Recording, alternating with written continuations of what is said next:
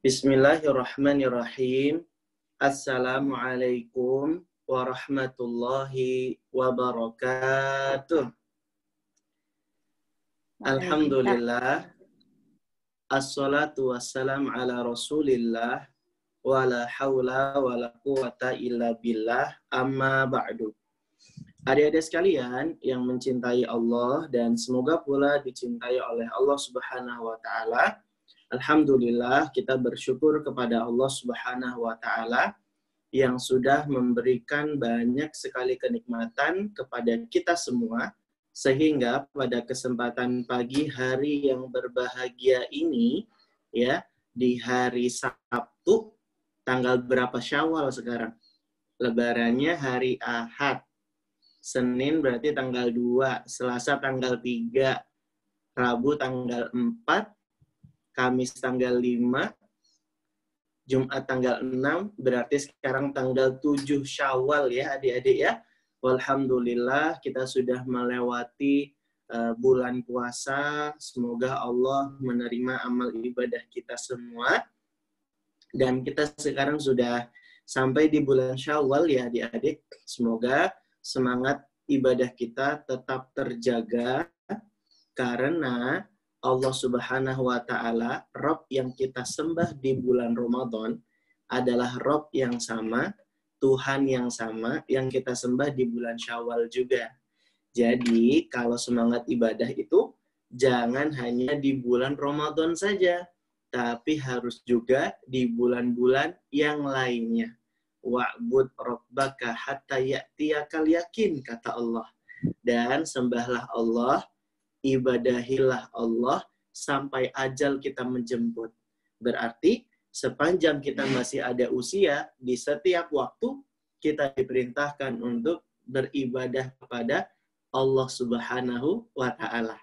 Ibadah bukan hanya di bulan Ramadan saja, tapi juga di bulan-bulan yang lainnya.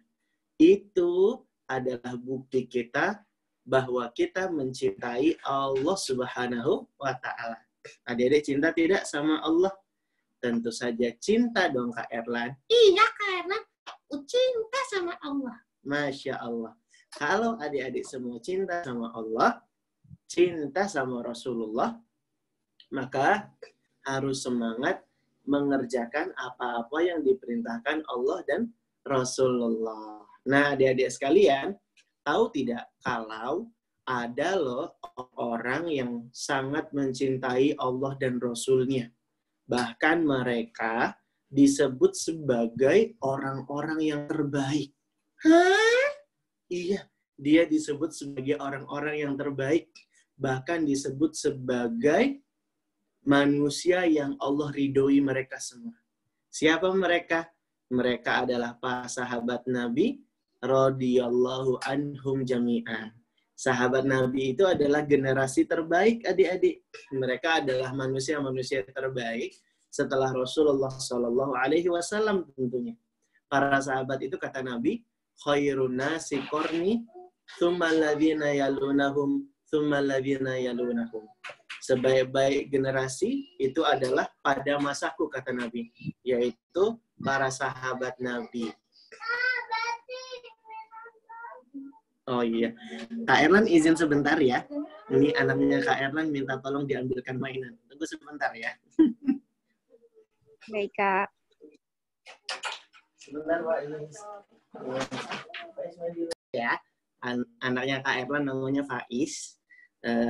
Minta tolong diambilkan mainan. Jadi Kak Erlan harus ngambilin mainan dia dulu. Nanti adik-adik kalau lagi main ke Jogja, ketemu dengan Kak Erlan, nanti Kak Erlan kenalin ya sama anaknya Kak Erlan namanya Faiz. Siapa namanya?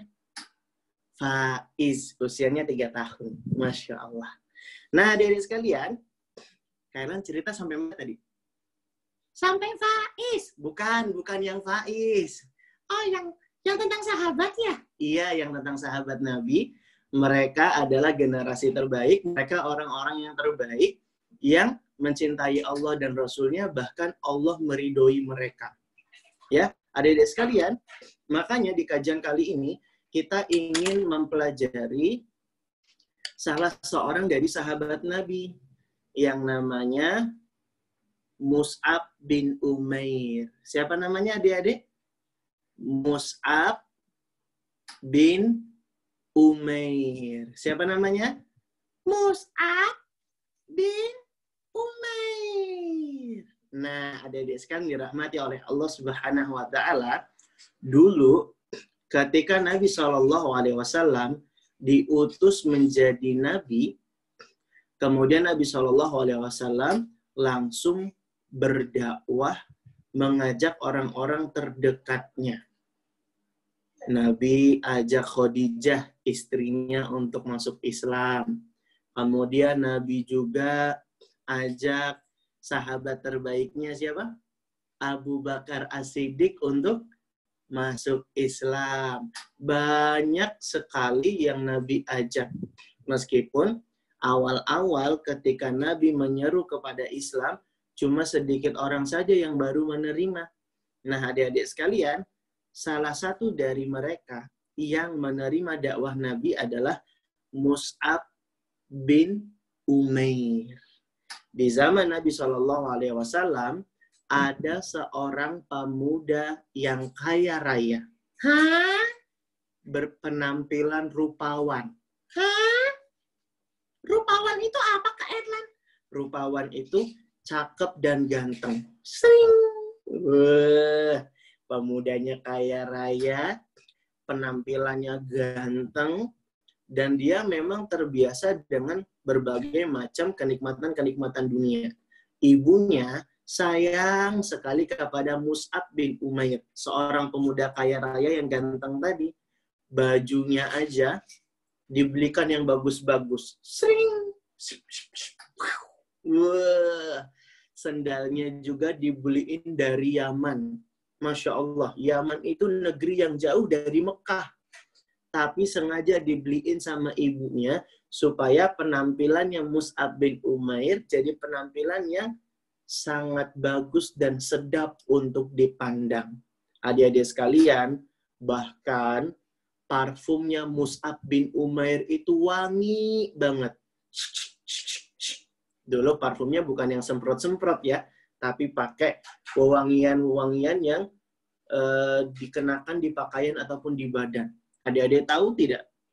Parfumnya Mus'ab bin Umair itu, kalau dicium itu sangat wangi sekali. Bahkan, kalau dia berjalan melewati sebuah tempat, wanginya itu membekas dan ketinggalan di tempat tersebut.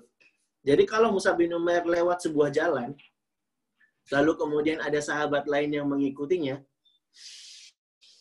sahabat yang lain itu menciumnya, mereka bakalan tahu kalau Mus'ab bin Umair baru saja lewat jalan ini. Adik-adik, saking wanginya parfum Mus'ab bin Umair. Nah, adik-adik sekalian dirahmati oleh Allah Subhanahu wa taala, terbayang tidak sosok pemuda yang satu ini yang namanya Mus'ab bin Umair? Dia kaya raya, pakaiannya bagus, wajahnya ganteng, terus wanginya juga sangat harum sekali. Dan dia, adik-adik sekalian dirahmati oleh Allah Subhanahu wa taala, sangat digemari dan sangat disenangi dan dikagumi oleh penduduk kota Mekah.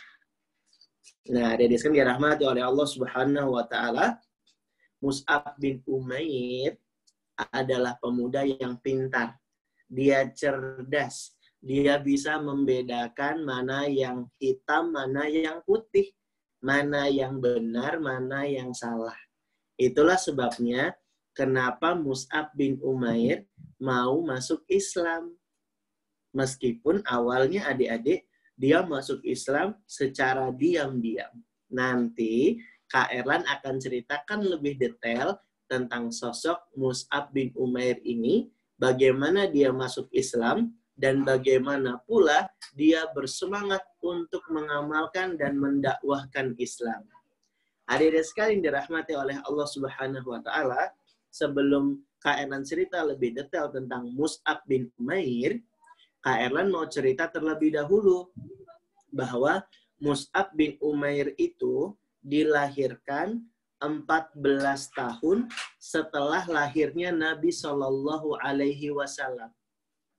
Jadi Nabi kan lahir di tahun gajah. Ingat nggak cerita tentang Ashabul Fil? Tentara bergajah yang mau menghancurkan Ka'bah. Ingat peristiwa itu? Nah, karena peristiwa itu sangat bersejarah, makanya tahun di mana terjadinya peristiwa tersebut dikatakan sebagai tahun gajah. Karena dulu orang-orang Arab belum mengenal angka-angka penomoran tahun. Makanya tahunnya ditandai dan dinamakan dengan peristiwa-peristiwa penting yang terjadi pada waktu tersebut. Nah, ketika waktu itu disebut dengan tahun gajah. Di tahun gajah itulah Nabi Muhammad SAW dilahirkan. Mus'ab bin Umair dilahirkan 14 tahun setelah peristiwa tahun gajah tersebut. Misalnya kalau diperkirakan Nabi lahir tahun 571 Masehi. 571 Masehi. Berarti Mus'ab bin Umair itu lahir 14 tahun kemudian. 571 ditambah 14 berapa? 585. Berarti Mus'ab bin Umair itu dilahirkan tahun 585 Masehi. Ya. Bisa difahami adik-adik? Berarti lebih tua siapa? Lebih tua Nabi atau lebih tua Mus'ab bin Umair? Lebih tua Nabi SAW. Kenapa gitu Kak Erlan? Karena Mus'ab bin Umair dilahirkan 14 tahun setelah lahirnya Nabi Muhammad Sallallahu Alaihi Wasallam. Nama aslinya Mus'ab bin Umair nih, kalau dilengkapi dengan segala nasab-nasabnya, nama lengkapnya adalah Mus'ab bin Umair bin Hashim bin Abdul Manaf, bin Abdudar, bin Qusay, bin Kilab, Al-Abdari, Al-Quraisy. Hafal nggak? Nggak hafal Kak Erlan. Ya udah, yang diingat cukup Mus'ab bin Umair aja. Siapa namanya adik-adik? Mus'ab bin Umair. Pemuda kaya raya, yang ganteng, yang pakaiannya bagus, sendalnya keren, dan wangi parfumnya sangat harum. Sampai-sampai ada seorang sahabat namanya Al-Bara' bin Azib. Al-Bara' bin Azib memberikan kesan dan komentar yang sangat baik terhadap Mus'ab bin Umair. Apa kata Al-Bara' bin Azib? Rojulun lam aro mithlahu ka'annahu min rijalil jannah. Mus'ab bin Umair itu adalah seorang laki-laki lam aro mithlahu, yang aku tidak pernah melihat yang semisal dengannya. Ka'annahu min rijalil jannah. Seolah si Mus'ab bin Umair itu seperti salah satu penduduk surga. Adik-adik tahu kan? Yang namanya penduduk surga itu semuanya ganteng-ganteng, wangi-wangi, dan juga penampilannya sangat rapih dan rupawan. Nah, Al-Bara' bin Azib ini sampai-sampai mengira kalau Mus'ab bin Umair itu adalah seperti penduduk surga. Karena saking gantengnya. Sering. Masya Allah. Nah, adik-adik sekalian dirahmati oleh Allah Subhanahu wa Ta'ala, tidak ada yang menyangka ketika Mus'ab bin Umair yang dikagumi dan digemari oleh para penduduk di kota Mekah, ternyata dia diam-diam masuk Islam. Dia sembunyi-sembunyi berangkat menuju rumahnya Arqam. Ada seorang sahabat namanya Arqam. Di rumahnya Arqam inilah adik-adik Nabi SAW dengan beberapa sahabatnya yang sudah masuk Islam, di situ mereka jadikan sebagai tempat belajar dan berkumpul. Nah, rumahnya Arqam, bahasa Arab namanya Darul Arqam. Apa adik-adik? Darul Arqam. Di sini jadi markas, jadi tempat kumpul, jadi tempat belajarnya Nabi dan beberapa sahabat yang sudah masuk Islam. Nah, adik-adik sekalian, kalau sekarang Darul Arqam, rumahnya Arqam itu ada di sekitaran Masjidil Haram. Nanti kalau adik-adik pergi ke Masjidil Haram Kota Mekah, ada pintu masjid namanya pintu Darul Arqam. Nah, disitulah rumahnya Arqam. Begitu adik-adik. Nanti kalau umroh, haji bareng ayah bunda, amin. Semoga bisa ke sana ya. Nanti lihat di Masjidil Haram, ada pintu Darul Arqam. Nah, pemerintah Saudi Arabia menjadikan itu jadi nama pintu karena di lokasi itu dulunya rumah Arqam. Diperkirakan demikian. Rumah Arqam atau Darul Arqam, inilah yang jadi tempat belajarnya para sahabat Nabi Shallallahu Alaihi Wasallam, dan mereka jadikan tempat ini sebagai markas atau tempat berkumpul. Mus'ab bin Umair kemudian tiba-tiba mendatangi rumahnya Arqam, padahal tidak ada yang mengajak Mus'ab bin Umair. Mus'ab bin Umair cuma sekedar mendengar berita tentang Nabi Muhammad SAW dan para sahabatnya saja. Nah, adik-adik sekalian, Mus'ab bin Umair kemudian tiba-tiba datang mengunjungi rumahnya Arqam. Diketuk pintunya. Tok, tok, tok, tok. Dibuka pintunya. Dikik. Mus'ab bin Umair masuk rumahnya Arqam.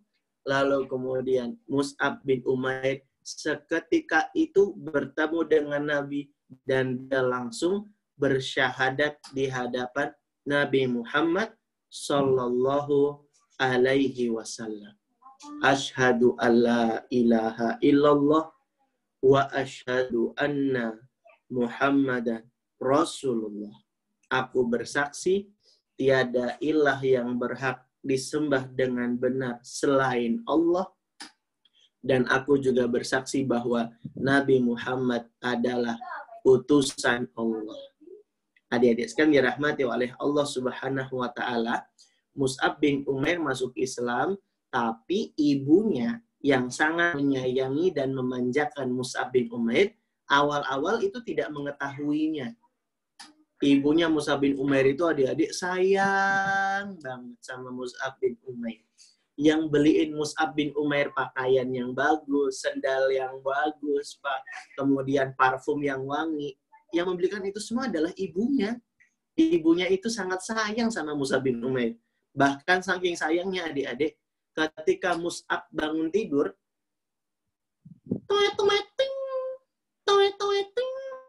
bangun tidur itu langsung melihat ada makanan sarapan dihidangkan di dekat tempat tidurnya Mus'ab bin Umair.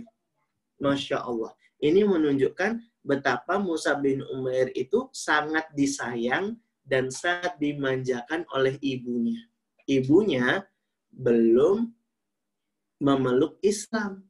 Ibunya adik-adik sekalian namanya Khonnas binti Malik. Ibunya Mus'ab bin Umair namanya siapa? Khonnas binti Malik. Khonnas binti Malik itu masih percaya dengan agama nenek moyang yang menyembah berhala, adik-adik sekalian. Dan adik-adik tahu tidak? Ketika Mus'ab bin Umair masuk Islam, ibunya itu sama sekali belum mengetahui. Jadi Mus'ab bin Umair masuk Islam awal-awal dalam keadaan sembunyi-sembunyi. Setelah dia bersyahadat, Mus'ab bin Umair pun jadi sering mengunjungi rumahnya Arqam. Atau yang kita bilang tadi dengan apa? Darul Arqam. Yang sekarang lokasinya ada di dekat Bukit Sofa, di pintunya Masjidil Haram.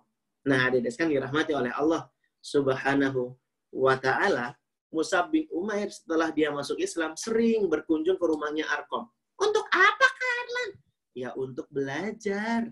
Mus'ab bin Umair itu menjadi orang yang sangat semangat belajar. Walaupun dia masih menyembunyikan keislamannya dan dia pergi ke rumahnya Arqam diam-diam untuk belajar.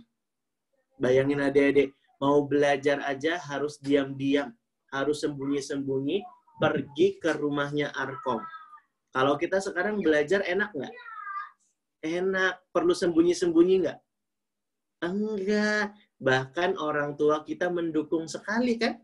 Berbeda dengan Mus'ab bin Umair. Dia masuk Islam, belajar agama sama Nabi SAW diam-diam.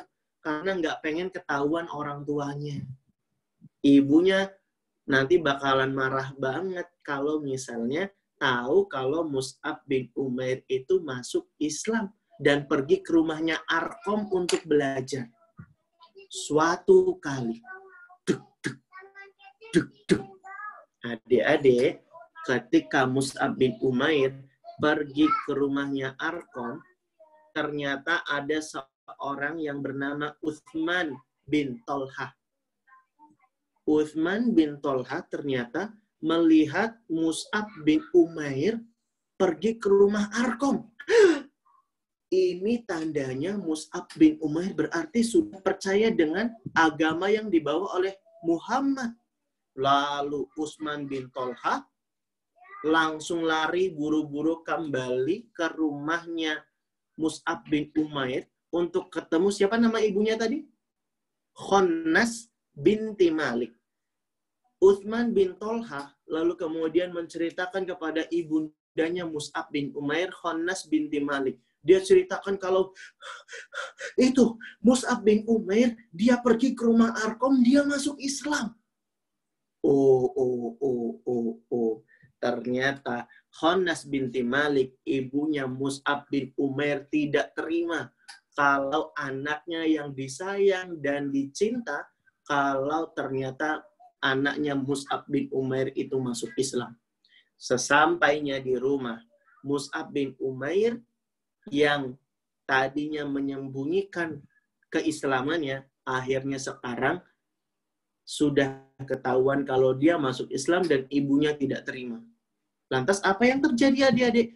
Mus'ab bin Umair kemudian diancam untuk keluar dari Islam dan kembali kepada agama nenek moyangnya. Tapi Mus'ab bin Umair nggak mau. Akhirnya Mus'ab bin Umair pun disiksa, dipukul, disiksa, dicambuk. Mus'ab bin Umair kesakitan.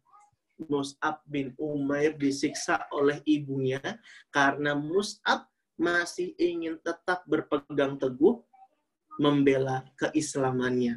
Ibunya nggak senang kalau dia masuk Islam, adik-adik, makanya disiksa. Yang biasanya dulu dikasih pakaian, nggak lagi dibeliin pakaian yang bagus. Yang biasanya dikasih parfum, wangi-wangian yang harum, nggak lagi dibelikan. Akhirnya penampilannya Mus'ab bin Umair sekarang jadi tidak seperti penampilan sebelum-sebelumnya. Karena sekarang pakaian, sepatu, sendal, parfum, dan segala kenikmatan-kenikmatan yang dia dapatkan diputus dan diberhentikan begitu saja oleh ibunya. Karena ibunya nggak mau anaknya masuk Islam. Tapi Mus'ab bin Umair sudah bangga dengan keislamannya. Mus'ab bin Umair walaupun tidak dibelikan pakaian, tidak diberi makanan, disiksa, hingga luka-luka kulitnya, dia tetap bangga memilih keislamannya. Adik-adik tahu tidak? Mus'ab bin Umair radhiyallahu an akhirnya tetap bersemangat untuk menjadi orang Islam. Begitu adik-adik. Kita harus bangga dengan keislaman kita. Kita berusaha semoga kita bisa sampai wafat tetap memeluk agama Islam, agama yang kita cinta. Seperti Mus'ab bin Umair, walaupun disiksa, walaupun dipukul, walaupun tidak dibelikan pakaian dan segala macam kenikmatan, dia tetap semangat dan bangga untuk memilih Islam. Adik-adik sekalian dirahmati oleh Allah Subhanahu wa taala, ternyata siksaan fisik, siksaan badan tidak melunturkan semangat Mus'ab bin Umair untuk tetap memeluk Islam. Akhirnya apa yang dilakukan? Ibunya, si Khonnas binti Malik itu tadi, akhirnya mengancam Mus'ab bin Umair. Khonnas binti Malik bilang kepada Mus'ab bin Umair bahwa dirinya, si Khonnas binti Malik, ibunya Mus'ab bin Umair, mau berjemur di bawah terik matahari dalam keadaan mogok makan. Jadi mau panas-panasan, di Mekah itu panas mataharinya sangat menyengat loh adik-adik. Kak Ernan beberapa kali ke sana, itu panasnya luar biasa. Bahkan di musim haji tahun 2018 kemarin, sampai-sampai suhunya 49 derajat Celcius. 49 derajat Celcius. Masya Allah. Ini luar biasa panas banget. Di Indonesia paling cuma 32 derajat Celcius aja udah panas banget. Ya tidak adik-adik? Iya. Kalau kita suhu 37 derajat Celcius aja udah panas banget kan ya? Iya, itu demam namanya kan. Ini 49 derajat Celcius di Mekah. Nah, itulah keadaan panas yang sangat luar biasa di kota Mekah. Dan ibunya mengancam Mus'ab bin Umair supaya ada rasa iba, ada rasa enggak tega ketika lihat ibunya berjemur panas-panasan, lalu kemudian mogok makan.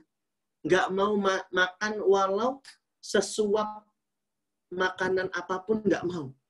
Sampai-sampai Mus'ab bin Umair, dia kembali ke agama nenek moyangnya, keluar dari Islam, baru dia berhentikan jemur-jemur badannya dan juga mogok makannya. Mogok makannya beneran adik-adik. Nggak kayak sebagian kita kalau mogok makan, cuma mogok makan nasi doang, ya kan? Tapi tetap minum Oki Jelly Drink. Penunda lapar.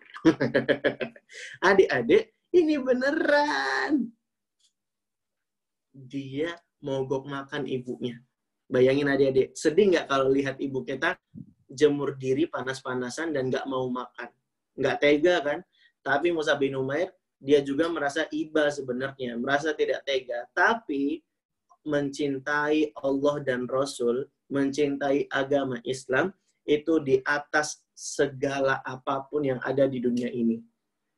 Oleh karena adik-adik, Mus'ab bin Umair pun tetap memilih jalannya sebagai orang Islam. Akhirnya ibunya sendiri yang kewalahan dan akhirnya kemudian memberhentikan aksi jemur badannya di panas terik matahari dan juga mogok makannya. Akhirnya adik-adik, Mus'ab bin Umair pun kemudian masuk Islam dan tetap memilih semangat mempertahankan keislamannya. Mus'ab bin Umair jadi orang Islam yang semangat belajar. Buktinya apa adik-adik? Dia selalu bersemangat berangkat ke rumah Arqam, tempat belajarnya. Atau kalau kita bilangnya sekolah ya. Sekolahnya para sahabat Nabi dulu di rumahnya Arqam. Di situ mereka belajar. Nah adik-adik, kita harus bersyukur. Pertama, Allah lahirkan kita dari orang tua yang beragama Islam. Orang tua kita tidak pernah menyiksa kita. Betul nggak? Betul. Tidak seperti orang tuanya Mus'ab bin Umair yang agamanya bukan Islam. Akhirnya apa dia deh? Menyiksa Mus'ab bin Umair yang masuk Islam. Alhamdulillah kita tidak disiksa. Bahkan orang tua kita sudah Islam dan kita dilahirkan dalam keadaan Islam. Ini nikmat dari Allah Subhanahu wa Ta'ala yang harus kita syukuri. Makanya adik-adik kita harus bangga jadi anak yang beragama Islam. Alhamdulillah. Harus bahagia, harus senang, harus bangga jadi anak yang beragama Islam. Karen, caranya kita menunjukkan senang, bahagia, dan bangga gimana? Ya harus semangat mengerjakan perintah-perintah yang ada di syariat Islam. Itu tanda syiar kita sebagai orang Islam. Semangat dan bangga kalau pakai jilbab ketika keluar rumah. Semangat kalau disuruh baca Al-Quran. Semangat kalau disuruh sholat. Karena itu perintah di dalam agama Islam. Itu bukti kita kalau kita bangga jadi anak Islam. Semangat kalau disuruh belajar. Semangat kalau disuruh berangkat ke sekolah. Lihat tuh, Mus'ab bin Umair semangat berangkat rumahnya Arqam untuk belajar. Adik-adik sekalian dirahmati oleh Allah Subhanahu wa Ta'ala. Barang siapa yang menanam, maka dia akan memanen. Kalau kita sudah sibuk menanam semangat belajar, insya Allah kita akan memanen ilmu yang sangat banyak dan sangat berlimpah. Adik-adik sekalian, Mus'ab bin Umair dengan semangatnya dalam belajar, akhirnya dia menjadi sahabat yang termasuk punya banyak ilmu. Karena dia mendapatkan faedah-faedah ilmu dari Nabi SAW gurunya. Oleh karenanya, karena Nabi lihat Mus'ab bin Umair ini adalah orang yang termasuk cerdas ya, pintar dan semangat belajar, maka kemudian Nabi mengutus Mus'ab bin Umair untuk pergi ke sebuah kota yang namanya kota Yathrib. Apa nama kotanya adik-adik? Yathrib.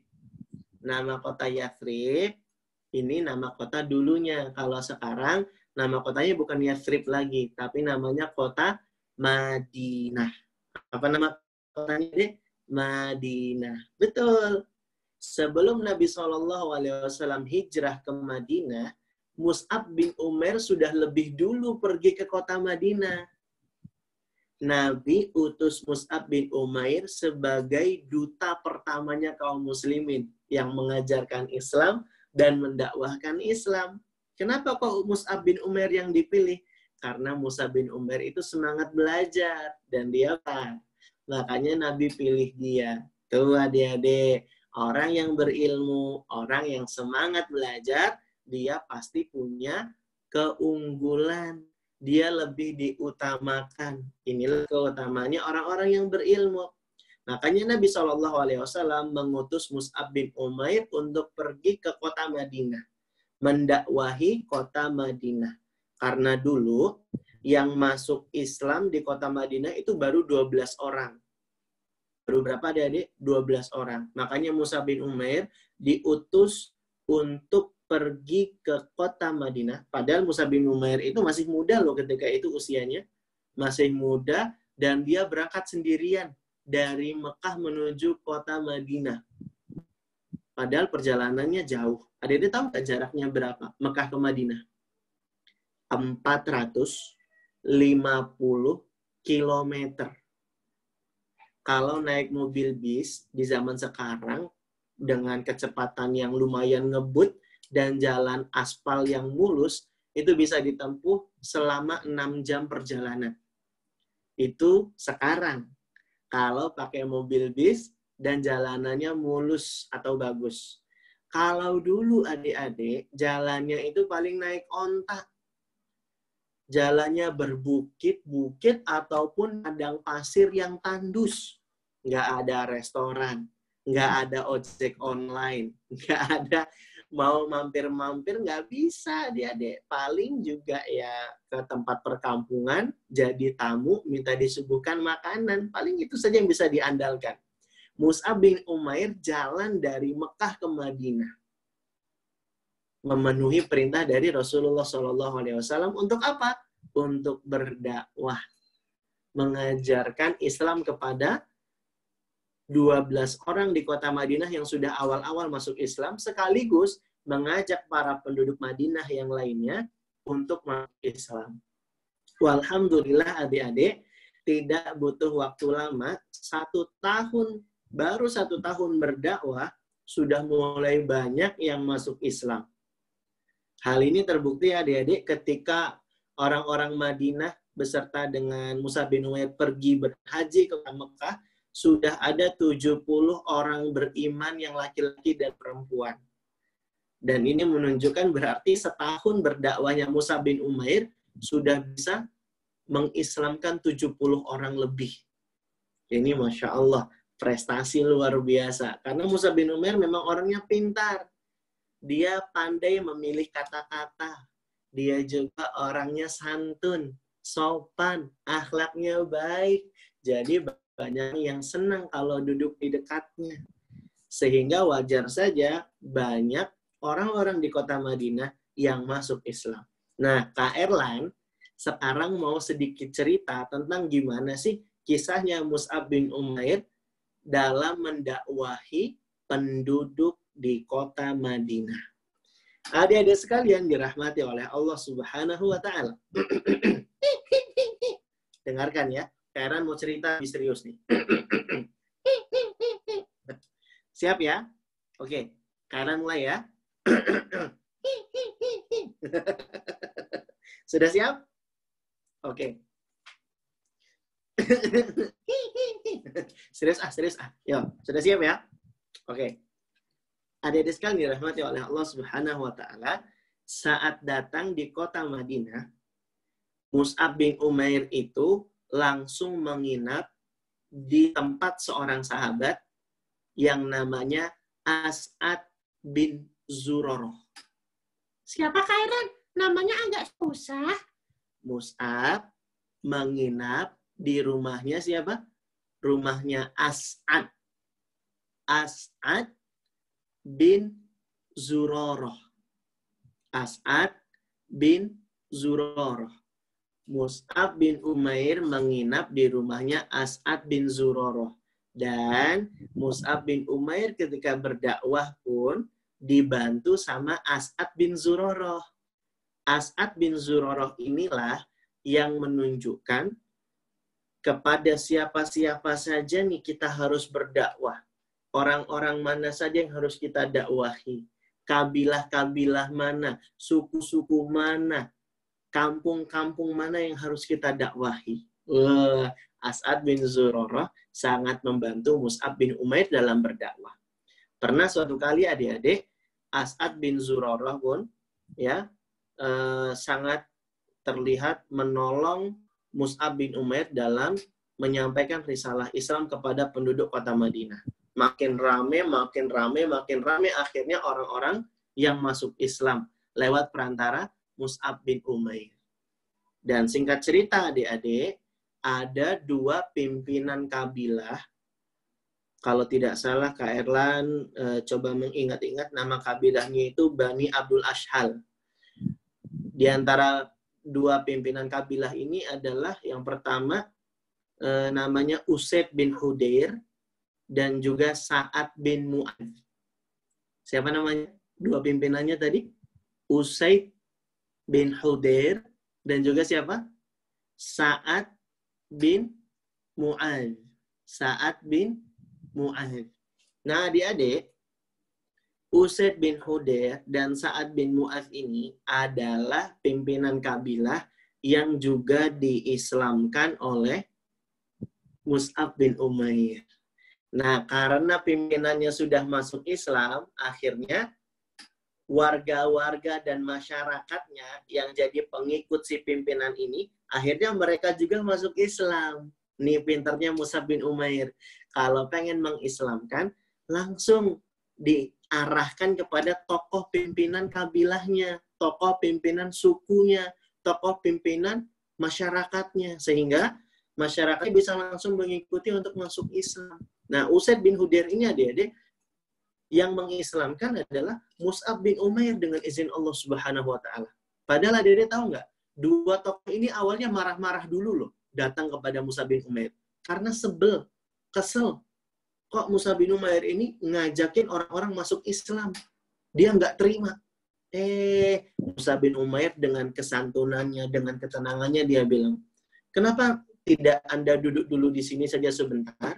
Kita ngobrol, saya sampaikan, kalau Anda terima silahkan, kalau Anda tidak terima silahkan tinggalkan, tidak apa-apa." Lalu Mus'ab bin Umair ngobrol, dibacakan ayat Al-Quran, akhirnya mereka tergugah masuk Islam. Usaid bin Hudair dan Sa'ad bin Mu'adz akhirnya menjadi orang yang masuk Islam. Yang nanti kita tahu adik-adik, 2 tokoh ini termasuk tokoh yang sangat berperan dalam kejayaan Islam. Bahkan namanya tercatat dalam banyak hadis ya adik-adik ya. Usaid bin Hudair itu ini loh, sahabat Nabi yang tilawahnya bagus banget.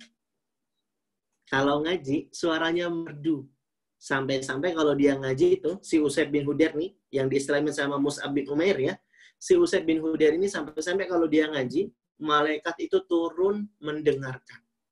Pernah suatu malam, Usaid bin Hudair tilawah. Ketika tilawah, kuda yang ada di dekat tempat dia duduk, tiba-tiba langsung meronta-ronta. Kaget Usaid bin Hudair. Wahai Nabi, dia tanya sama Nabi, kenapa saya tadi malam ketika saya tilawah baca Al-Quran, kok kuda yang ada di dekat saya tadi kok tiba-tiba meronta-ronta seperti itu? Dijawab sama Nabi, itu kudanya kaget. Kenapa? Karena ada malaikat yang turun Kenapa malaikat turun? Karena malaikat itu ingin mendengarkan suara tilawah, suara bacaan Al-Quran darimu, wahai Usaid bin Hudair. Masya Allah. Nah, adik-adik sekalian, makanya harus rajin baca Al-Quran. Ya, memperbagus bacaan Al-Quran kita termasuk sunnah. Makanya harus semangat untuk belajar tajwidnya, belajar membaca dengan baik dan benar, dan menikmati apa yang kita baca. Seperti Usaid bin Hudair, tokoh pimpinan yang diislamkan oleh Mus'ab bin Umair. Siapa lagi tadi tokohnya? Yang satu lagi? Tadi kan Usaid bin Hudair. Satu lagi tokoh pimpinan yang diislamkan Mus'ab bin Umair siapa namanya? Sa'ad bin Mu'adz. Sa'ad bin Mu'adz juga termasuk orang yang menjadi pembela dan penjaga Nabi Muhammad Shallallahu Alaihi Wasallam. Sa'ad bin Mu'adz itu bahkan sampai saking besar ya kecintaan dia kepada Allah dan Rasulnya, sampai-sampai Nabi pernah bilang ketika Sa'ad bin Mu'adz meninggal dunia, arsy-nya Allah, ya, tempat Allah itu kan Allah ada di atas arsy ya. Nah, arsy-nya Allah itu langsung bergetar ketika tahu Sa'ad bin Mu'adz meninggal. Masya Allah ya. Ini keutamaannya Sa'ad bin Mu'adz radhiyallahu anhu. Nah, Usaid bin Hudair dan Sa'ad bin Mu'adz masuk Islam. Dan akhirnya mereka berdua lah yang menyebabkan banyak sekali penduduk di kota Madinah jadinya bisa masuk Islam. Adik-adik sekalian dirahmati oleh Allah Subhanahu wa taala, singkat cerita, Mus'ab bin Umair bisa menjadikan kota Madinah itu menjadi kota yang dihuni oleh banyak orang Islam. Baru setelah itu, ketika orang-orang yang ada di Mekah, Nabi dan para sahabat yang masih ada di Mekah, mengalami kesempitan hidup di kota Mekah karena diboykot, ya, dikucilkan, ya, lalu kemudian dihina, bahkan Nabi pernah dikata-katain, dilempar kotoran unta, ya, dan penindasan-penindasan lainnya, maka kemudian Allah perintahkan Nabi dan para sahabat yang di Mekah untuk pergi berhijrah kemana? Ke kota Madinah. Karena kota Madinah sudah dianggap siap.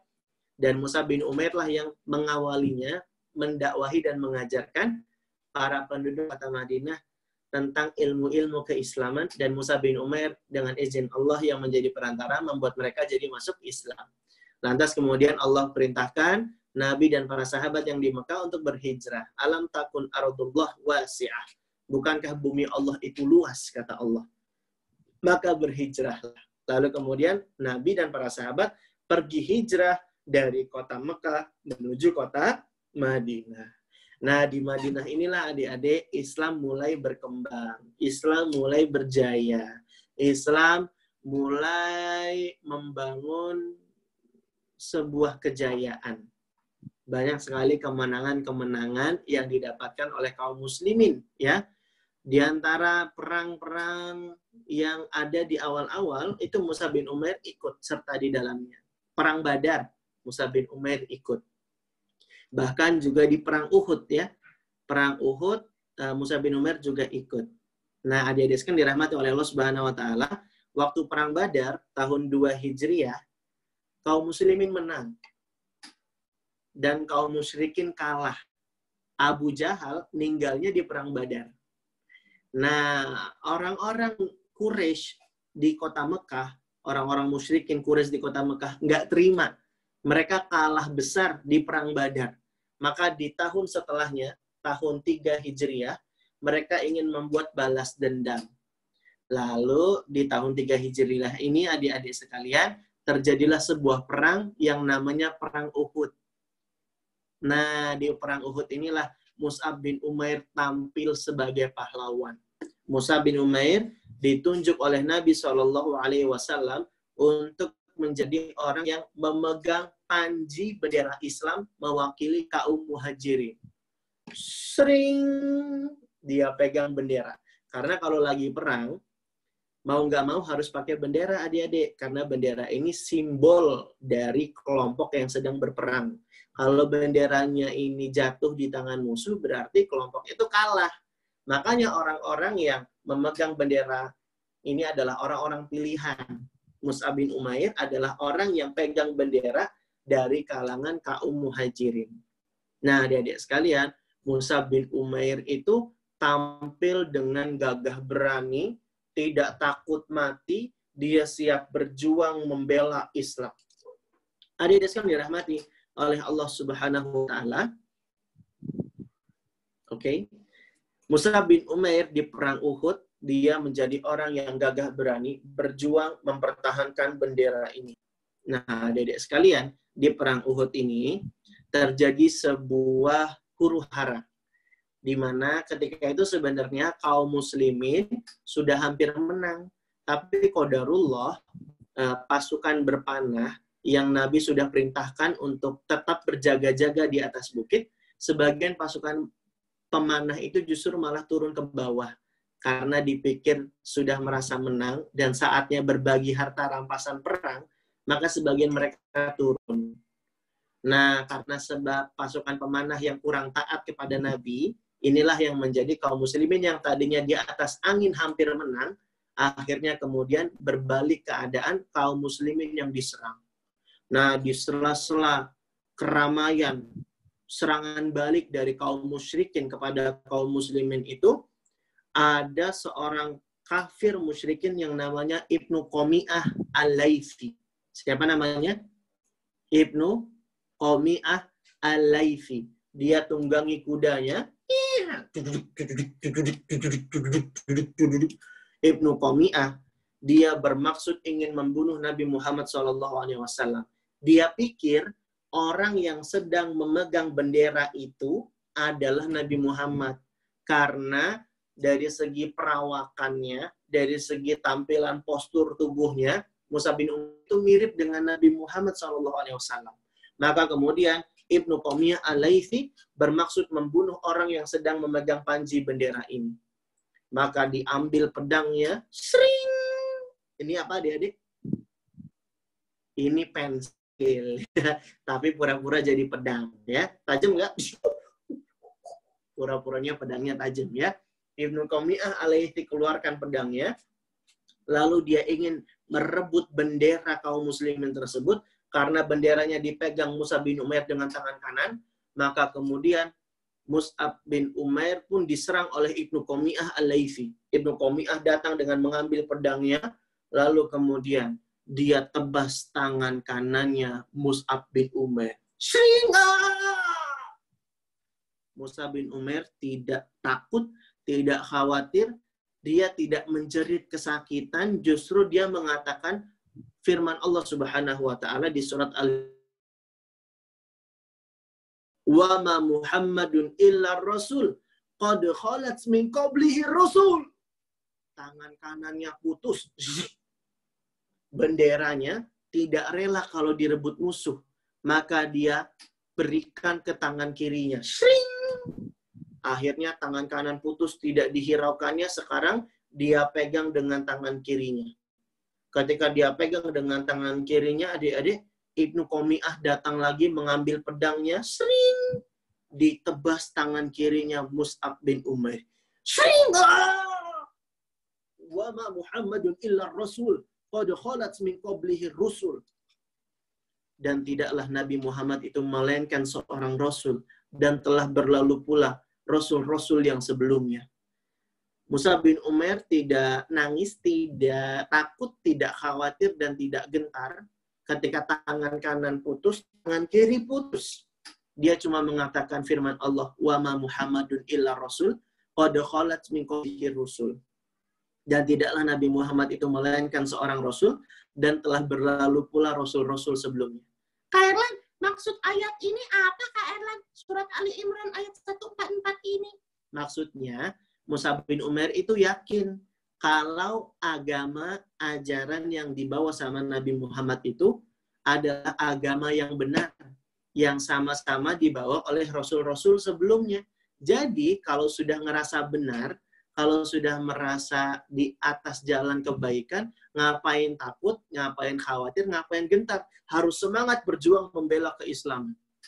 Walaupun berkorban tangan kanannya putus, tangan kirinya putus. Benderanya tadi gimana Kak Erlan? Iya Kak Erlan, benderanya gimana tadi? Apakah direbut? Walaupun tangan kanan putus, tangan kiri putus, lalu kemudian benderanya dipeluk dengan badannya. Zup. Dia peluk dengan badannya, dengan sedikit potongan tangan yang masih tersisa. Lantas kemudian Ibnu Qomiyah juga tidak tinggal diam.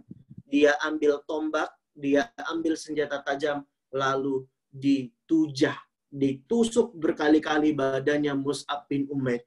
Zup, zup, zup, zup, zup, zup. Wa ma Muhammadun illa rasul qad khalat min qablihi rusul. Akhirnya adik-adik sekalian, Mus'ab bin Umair pun meninggal dunia dengan tubuh yang ditusuk dengan tusukan yang sangat banyak. Mus'ab bin Umair meninggal dunia saat perang Uhud di tahun 3 Hijriah. Akhirnya bendera yang tadi dia pegang diserahkan kepada sahabat yang lainnya. Adik-adik sekalian dirahmati oleh Allah Subhanahu wa taala, pada perang Uhud kaum muslimin mengalami kekalahan, diserang habis-habisan. Tapi Nabi Muhammad ketika perang Uhud tidak wafat, ya. Namun sahabat-sahabat Nabi yang lain banyak wafat. Ada 70 orang lebih yang meninggal dunia. Di antara yang meninggal di perang Uhud itu selain Mus'ab bin Umair, ada Abdullah bin Jahsy, Hamzah bin Abdul Muthalib, pamannya Nabi, juga meninggal dunia. Dan juga banyak sekali sahabat-sahabat Nabi yang menghafal Al-Quran yang meninggal dunia saat perang Uhud tersebut. Mus'ab bin Umair juga termasuk orang yang meninggal dunia. Di antara 70 sahabat Nabi yang wafat sebagai syuhada, mati syahid di medan pertempuran. Adik-adik sekalian dirahmati oleh Allah Subhanahu wa taala. Setelah usai perang Uhud-nya, Nabi Muhammad dan para sahabat yang lainnya kemudian bermaksud untuk menguburkan jenazah para sahabat yang sudah meninggal dunia. Maka dicari-cari nih sahabat-sahabat Nabi siapa saja yang meninggal. Dan lantas Rasulullah SAW akhirnya melihat jenazah mayatnya Mus'ab bin Umair. Lalu kemudian Rasulullah SAW berhenti dan menangis, mendoakan kebaikan untuk Mus'ab bin Umair. Lalu kemudian Rasulullah mengucapkan firman Allah Subhanahu wa taala di surat Al-Ahzab ayat yang ke-23 ketika melihat jenazahnya Mus'ab bin Umair itu. Apa kata Rasulullah menukil firman Allah Ta'ala? Minal mu'minina rijalun sadaqu ma'ahadullaha alaih faminhum man qada nahbahu wa minhum man yantazir wa ma baddalu tabdila. Surat Al-Ahzab ayat 23. Di antara orang-orang mukmin itu ada orang-orang yang menepati apa yang telah mereka janjikan kepada Allah. Mus'ab bin Umair sudah berjanji untuk membela agama Allah. Lantas dia wafat meninggal dunia dalam keadaan yang sangat mengenaskan adik-adik. Bahkan Mus'ab bin Umair itu wafat dalam keadaan kain kafannya itu nggak cukup adik-adik untuk menutupi tubuhnya. Cuma dengan sehelai kain burdah, kain kasar yang ukurannya tidak besar. Kalau menutupi kepala, kakinya kelihatan. Kalau ditutupi kakinya, kepalanya kelihatan. Karena saking ukurannya begitu kecil, kain kafan ini nggak cukup untuk menutupi jenazah mayatnya Mus'ab bin Umair. Akhirnya Nabi katakan, kainnya disuruh tutup kepala, lalu kakinya ditutupi dengan rerumputan ataupun dedaunan-dedaunan. Adik-adik sekalian dirahmati oleh Allah Subhanahu wa taala, Mus'ab bin Umair dulu adalah orang yang pakaiannya bagus, tampil menawan, wajahnya rupawan. Tapi kemudian meninggal dunia dalam keadaan kain kafannya tidak cukup untuk menutupi seluruh badannya.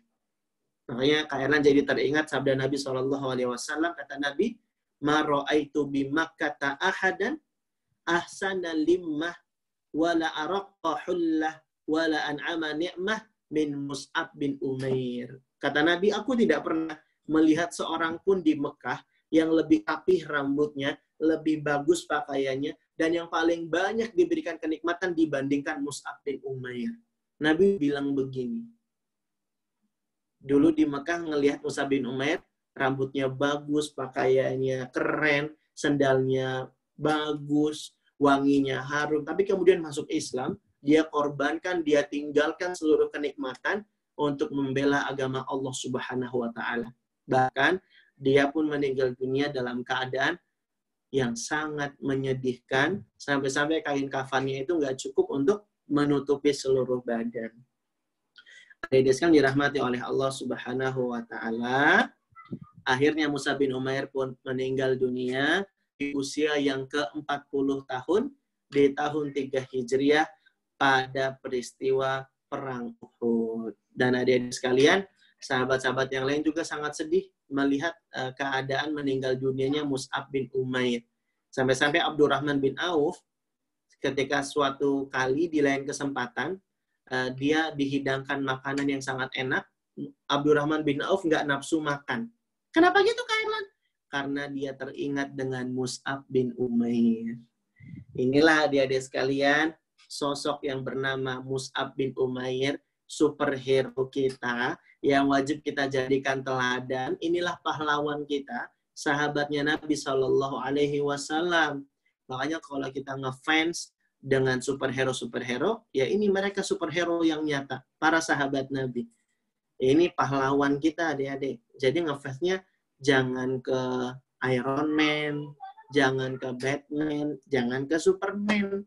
Ngefansnya itu kepada superhero kita siapa? Nabi SAW dan juga para sahabatnya yang berjuang, berperang untuk membela Islam. Nah, adik-adik sekalian, kalau sekarang jihadnya kita bukan dengan berperang, berkelahi, bertempur seperti dulu. Kalau dulu kan sahabat Nabi berjihad, berperangnya dengan bertempur begitu ya. Tapi sekarang jihadnya kita itu adalah dengan semangat belajar. Kita contoh para sahabat Nabi yang semangat berjihad dan berjuang dengan semangat belajar, sungguh-sungguh, dan kemudian mengamalkan apa yang sudah kita pelajari, karena inilah tanda kita bangga menjadi anak yang beragama Islam. Demikianlah adik-adik. Ya. Demikianlah adik-adik cerita dari Kak Irlan pada kesempatan pagi hari ini. Semoga bermanfaat dan menambah kecintaan kita kepada para sahabat Nabi radhiyallahu anhum jami'an. Dan hari ini kita sudah bercerita tentang Mus'ab bin Umair yang lahirnya 14 tahun setelah lahirnya Nabi dan wafat di tahun 3 Hijriah pada peristiwa Perang Uhud di usia yang ke-40 tahun. Dari Mus'ab bin Umair kita belajar tentang semangat untuk membela Islam, semangat untuk terus belajar, dan semangat untuk berdakwah, mengajak orang-orang lain supaya bisa merasakan indahnya Islam. Demikianlah kajian Sirah Sahabat bersama Kak Irlan hari ini. Kita lanjut ke sesi tanya jawab. Masya Allah, adik-adik sekali, bagus sekali ya cerita tentang sahabat Rasulullah yaitu Mus'ab bin Umair ini. Semoga kelak adik-adik di sini bisa seperti Mus'ab bin Umair. Betul ya Kak Irlan ya? Terutama dalam semangat belajar agamanya dan semangat dalam membela agama. Baik Kak Irlan, kita sampai di sesi tanya jawab Kak. Kita buka berapa pertanyaan dulu ya Kak? Mungkin 2 pertanyaan dulu ya. 2, ya, baik. Boleh. Baik, kita buka 2 pertanyaan dulu. Jadi bagi adik-adik yang ingin bertanya, silakan raise hand-nya dan nanti Amah akan panggil namanya dan silakan buka mic-nya. Untuk penanya pertama mungkin adik Ainaya, adik Ainaya Musta'inah. Adik, silakan buka mic-nya. Adik Ainaya, Assalamualaikum.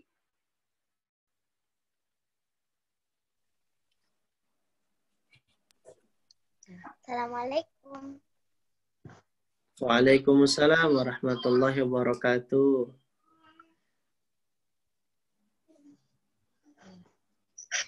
Ainaya, Kak Elan, apa? gimana caranya supaya kita bersemangat dalam menghafal Al-Quran? Masya Allah. Kak Erlan, gimana caranya supaya kita bersemangat untuk menghafal Al-Quran? Ya, Dek Ainaya, yang semoga dirahmati oleh Allah Subhanahu Wa Taala. Di antara cara supaya kita semangat menghafal Al-Quran adalah coba cari tahu tentang keutamaan-keutamaan menjadi penghafal Al-Quran.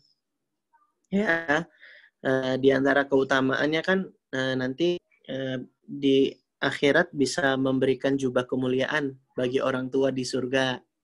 Jadi itu yang membuat kita jadi tambah semangat. Bahkan di dunia juga para penghafal Al-Quran itu dimuliakan. Ini juga keutamaan. Pada peristiwa Perang Uhud, yang tadi kalian ceritakan kan ada 70 orang syuhada ya yang meninggal dunia. Mereka mati syahid meninggal dunia. Dan ternyata banyak yang hufaz, banyak yang di antara mereka itu hafal Al-Quran. Nah, singkat cerita, setelah Perang Uhud itu, Nabi dan para sahabat yang masih hidup ingin menguburkan dan memakamkan sahabat-sahabat yang sudah meninggal dunia itu tadi. Tapi masalahnya, energi dan tenaga mereka sangat terbatas karena sudah kelelahan sekali. Makanya mereka pun mengambil keputusan bahwa satu lubang kuburan itu ditempati oleh jenazah mayat beberapa jumlahnya yang ditumpuk-tumpuk. Jadi satu lubang bukan untuk satu mayat, tapi satu lubang untuk beberapa mayat atau jenazah. Nah, terus ketika mereka sedang ingin memasukkan beberapa jenazah itu ke dalam lubang kuburan, mereka bingung nih, yang ditaruh paling bawah yang mana ya? Siapa ya kita? Nah, Nabi putuskan, yang ditaruh paling bawah itu, kata Nabi, yang paling banyak hafalan Qur'annya. Kenapa ditaruh paling bawah? Karena yang paling bawah yang paling aman dari gangguan hewan dan juga gangguan-gangguan lainnya. Makanya mereka bingung, yang paling layak ditaruh posisi paling bawah siapa? Kata Nabi, yang paling banyak hafalan Al-Qur'annya. Ini keutamaan penghafal Al-Qur'an. Dan Kailan juga pesankan kepada Inaya, fokus kita jangan cuma menghafal saja, tapi juga memahami isinya dan juga mengamalkannya. Barakallahu fikum. Pertanyaan berikutnya. Baik, untuk selanjutnya penanya kedua, adik Ahnaf Hanan Amar. Silakan bertanya, Dik. Assalamualaikum.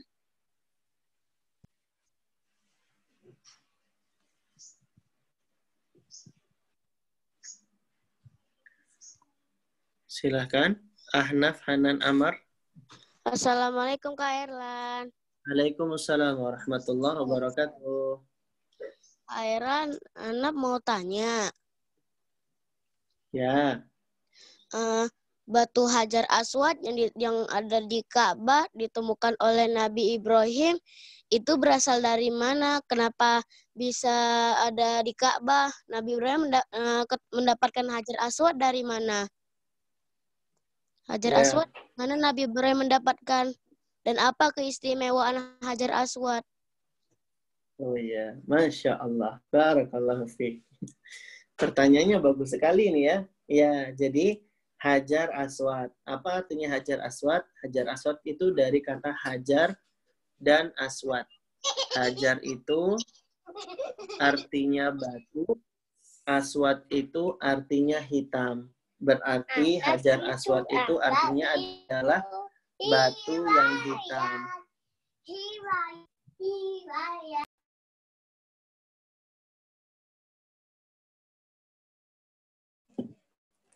Iya. Jadi tadi sempat ke-mute kayaknya ya. Kalian ulangi ya. Jadi Hajar Aswad itu artinya adalah batu yang hitam. Jadi diyakini bahwa Hajar Aswad itu adalah batu yang berasal dari surga.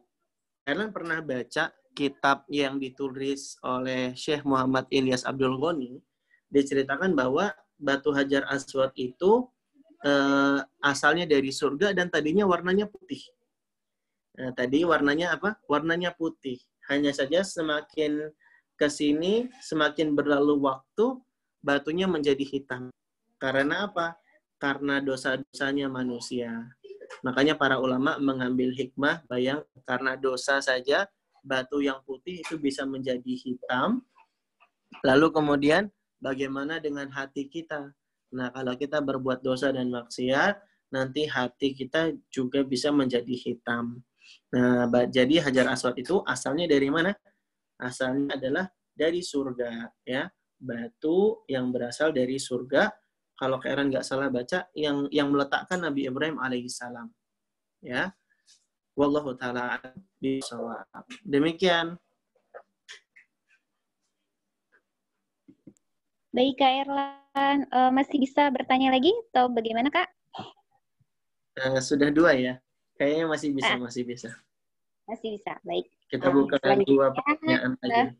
Nah, kita buka 2 pertanyaan lagi ya. Untuk adik, untuk ini Kakak Afa. Untuk Kakak Afa, silakan buka mic-nya. Assalamualaikum. Waalaikumsalam. Aku mau bertanya di luar materi, boleh, Kak? Boleh. Dulu Kak Erlan pernah bilang pintu surga itu ada 7 ya? Pintu surga ada 8, sayang. 8.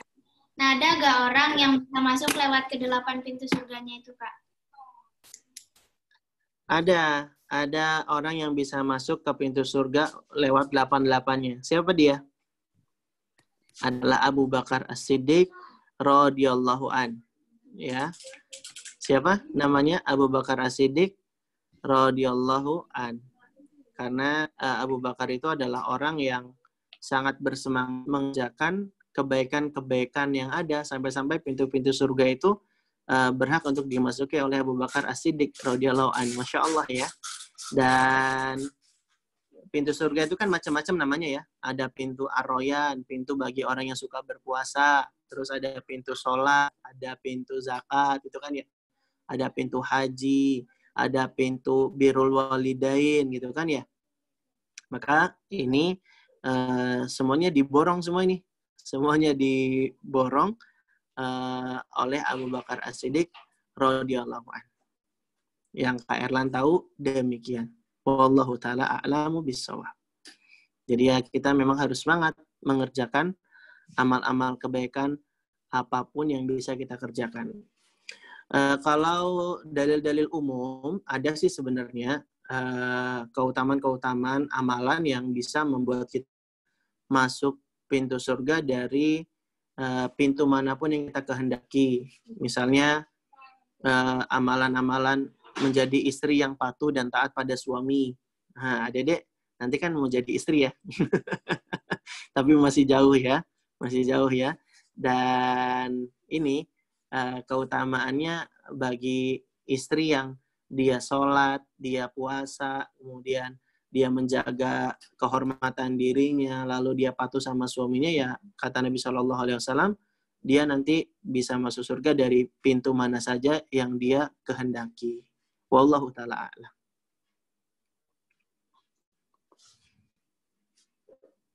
Dan ini juga kalau nggak salah ada dalil juga ya, dalil umum tentang apa? Kalau kalian tidak salah, tentang orang yang bisa membaca doa setelah wudhu. Setelah wudhu baca doa asyhadu alla ilaha illallah wahdahu la syarikalah wa asyhadu anna muhammadan abduhu wa rasuluh ya. Lantas kemudian di antara keutamaannya kan futihat selahu samaniyatu abwabil jannah, kata Nabi SAW. Nanti dia bisa dibukakan baginya 8 pintu surga, dia bebas mau masuk lewat pintu yang mana saja.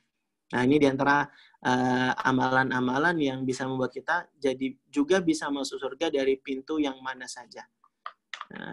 Mungkin yang bisa adik-adik terapkan sekarang karena belum bisa jadi istri. Nanti jadi ini ya, jadi orang yang berwudu lalu baca doa wudu ini. Apa tadi doa wudunya? Asyhadu alla ilaha illallah wahdahu la syarikalah wa asyhadu anna muhammadan abduhu wa rasuluh. Nanti dapat keutamaan apa?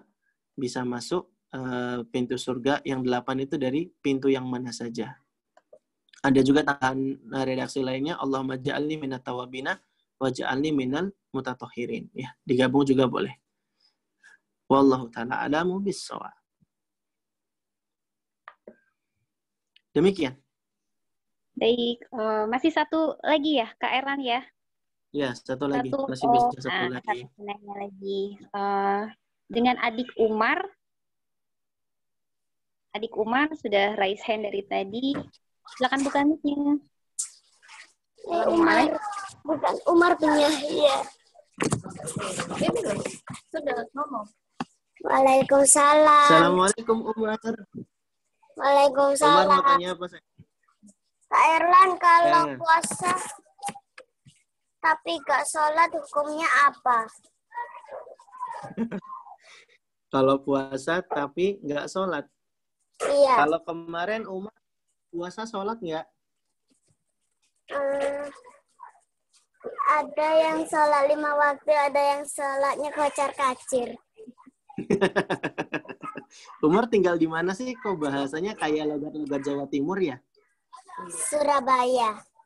Oh, Surabaya. Pantesan Kak Erlan khas tuh mendengarnya. Masya Allah. Barakallah. Iya Umar, sholat itu adalah ibadah yang bisa dikatakan sebagai ibadah paling utama. Sholat itu termasuk ibadah yang paling utama. Ya, bahkan dari segi keutamaan, sholat itu lebih utama daripada puasa. Oleh karenanya para ulama, diantaranya yang Kak Erlan tahu, itu Syekh Muhammad bin Shalih Al-Utsaimin, ya, beliau mengatakan bahwa puasa yang dilakukan oleh orang yang meninggalkan sholat itu tidak diterima. Gitu. Karena memang meninggalkan sholat sendiri, ulama beda pendapat juga tuh Umar. Ada yang bilang bisa menyebabkan kekafiran. Waduh, kafir Kak Erlan? Iya. Karena pembatas antara orang muslim dan orang kafir itu adalah di ibadah sholatnya. Nah, oleh karenanya, kalau lagi puasa ya tetap sholat gitu ya. Nanti sholat minimal puasanya itu jadi tidak sempurna ya. Karena dia mengerjakan kemaksiatan. Karena sholat itu adalah ibadah yang utama. Dan sayang sekali nanti kalau puasanya tidak sempurna. Ini pun kalau mengambil pendapat, puasanya tetap diterima ya. Jadi tidak sempurna.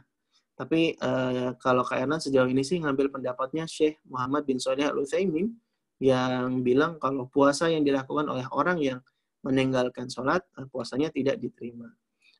Terus gimana Kak Erlan? Umar kemarin sempat nggak sholat Kak Erlan. Ya, yang penting kita sudah menyesali perbuatan kita, semoga Allah mengampuni kita. Umar juga kan belum baligh, ya, sebenarnya belum dihitung dosa ataupun pahalanya kan begitu ya, kecuali untuk amal-amal tertentu. Semisal umroh itu tetap dihitung pahalanya. Tapi kalau untuk puasa dan sholat belum terhitung. Nah, jadikan puasa yang kemarin itu sebagai latihan Umar, sebagai persiapan kita supaya nanti ketika kita sudah dewasa jadi semakin terbiasa untuk tetap puasa dan sholat. Jadi Umar tetap semangat ya. Barakallahu fiik.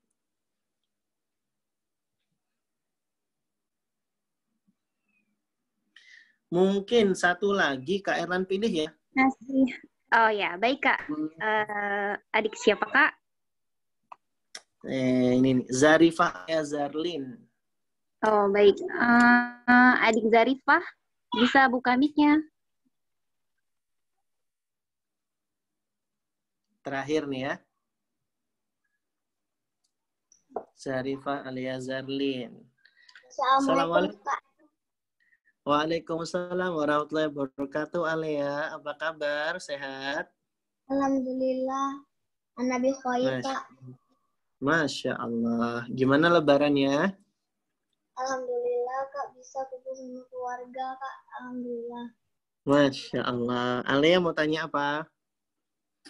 Mau tanya Kak Erlan, ketika ibunya marah, Mus'ab bin Umair tetap dalam agama Islam. Berarti kita harus kokoh di atas agama Islam dari menaati ibu yang mengajak pada keburukan ya Kak. Jazakallahu khairan.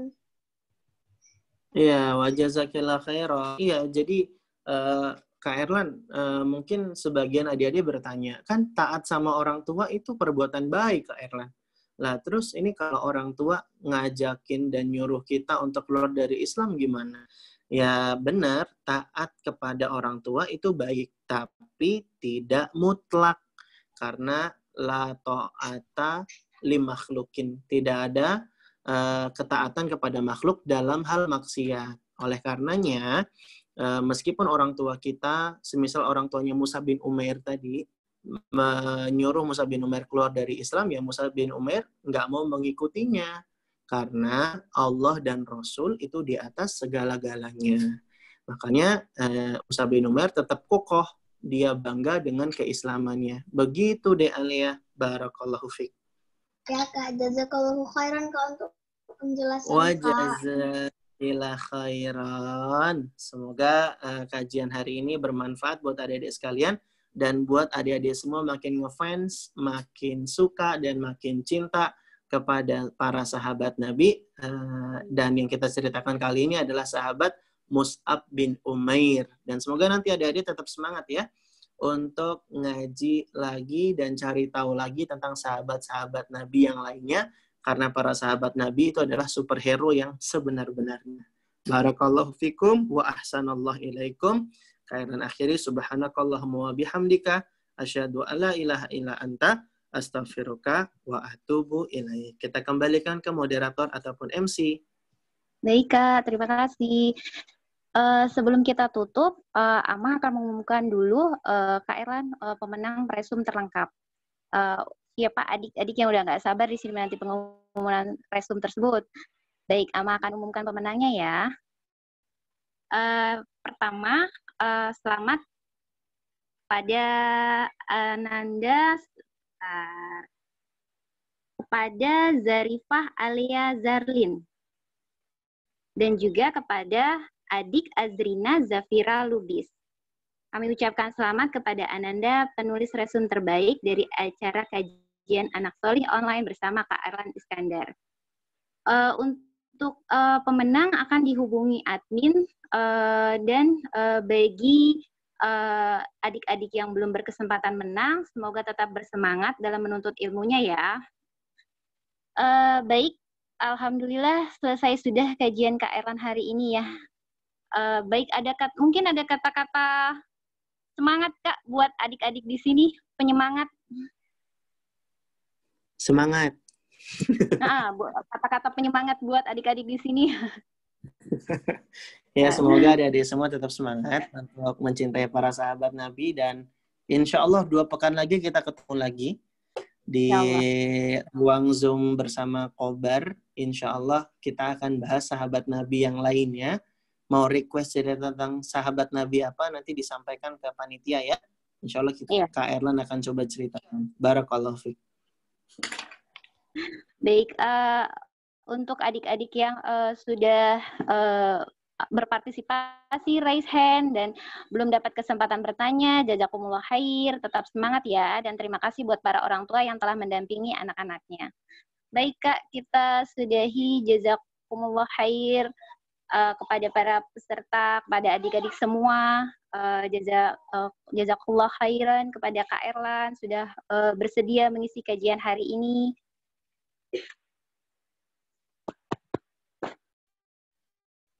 Assalamualaikum warahmatullahi wabarakatuh.